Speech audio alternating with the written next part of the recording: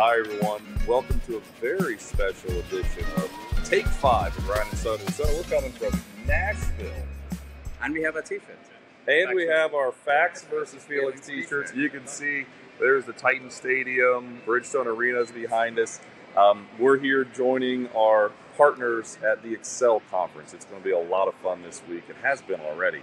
But we're going to talk about, what did we say we're going to call this one again? Inflation and the Fed. We're going to talk about inflation. Talking inflation and the Fed. So, no, we just saw some CPI data. That's Consumer Price Index. What we pay for things every month, the Fed takes a look at that.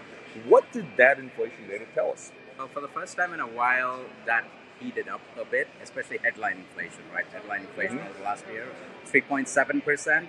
Back in July, that was 3.2%. Back in June, it was 3%. So you've seen some heating up.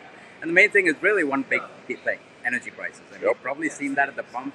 We didn't need the government to tell us that, energy prices are going up. We could see it in the gas prices, right? They've been going up they're about 380 nationwide average now. And last month, gas prices were up 10.5%, right? So inflation slowed from 9% in June 2022 to 3%, in June of this year. And it's started to tick back up. And that big disinflation came because energy prices fell.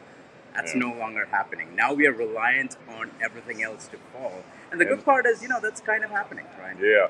I'll chime in. It's funny. I'm holding this phone. This phone's heavy. I'm holding Sony's phone. Your phone apparently is heavier than my phone because this phone's getting really heavy. It doesn't look like that, hopefully we're getting close to 5 minutes here because I don't know how much longer I'm going to hold this thing. But you think about it. Yeah, I mean, those are energy. Almost 60% of core inflation is used cars, new cars, and shelter.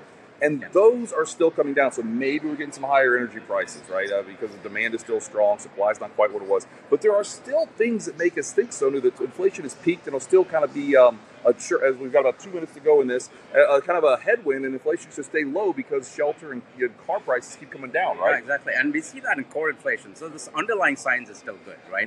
It's just that it's not as fast as we would like. Right? Last year, inflation came down really fast. From 9 to 3 is fast, right? Over 1 year. But that was because of energy prices. Now, core inflation, actually, just over the last 3 months, it's running at 2.4%, right? So that's not too bad. 2.4%, that's better than, that's the lowest it's been in more than a year. Let's bring this full circle now. So we think inflation is slowing. It's still maybe a little hotter than people like, but there's still reasons to think it comes down. What about the Fed? The Fed is likely not going to hike this week in September. But they could hike in the future. Do you think they're done? I know we don't know exactly. What's your thinking on the Fed, though? My instinct is that they're done. Goodness, I hope they're done as well. Because I want to be right. And no, I think they're close to being done because the trend is in the right direction. They focus on core inflation. So core inflation is trending downwards, right? Like I just said, 2.4% over the last 3 months. And their preferred measure is the PCE price index, the personal consumption expenditure, which is a little different from CPI. And I think there are reasons to believe, like things like airfares jumped last month. That's not going to be, that impactful when PCE data comes out. So I think the Fed is done. But, never say never in this business. Yeah. How much time do we have left? We have about 2.5, about a minute and a half. We've got about a minute and a half left. All right, so let's talk a little more then. You can tell we didn't quite have our timer in front of us. We're doing this on the fly, everybody. What happens if the Fed stops hiking, right? We've taken a look, Sonu. We've talked about this before. When the Fed has hiked before, there's 10 previous cycles going back decades. When the Fed stops hiking, like we think they probably have, remember, they just hiked rates from 0% to 5.5%. So real aggressive. A year later, stocks were higher, at least the S&P 500, 8 out of 10 times, with some huge gains. Now, yes, we've got 1 minute to go here. They're the early 80s are in there, 2000. This isn't perfect. I'm not saying this is perfect. But if the Fed is likely done hiking and the economy led by that strong consumer, I mean, just take a look again. I mean, Nashville is packed. I know it's just Nashville. It's a party city. It's a travel city. There's no recession coming, right? So if the Fed's done hiking and no recession, in 30 minutes, so kind of what does all that mean? And that's the other side of inflation, right? Like why energy prices, if you're in a closer recession, energy prices will be going down.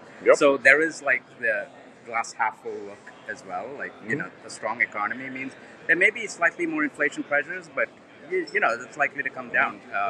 So if the Fed stops, right, that's good Wrap it up, for... We're almost there. Yeah, no, if the Fed's... we think the Fed's going to stop. That's going to be positive for markets. It's going to be positive, for the economy. That means the Fed's doesn't have to continue ratcheting rates up and up and up. There we go. We made it. 5 minutes from Nashville. All right. Everybody, that's about inflation and the Fed. We'll see you next time. Take care.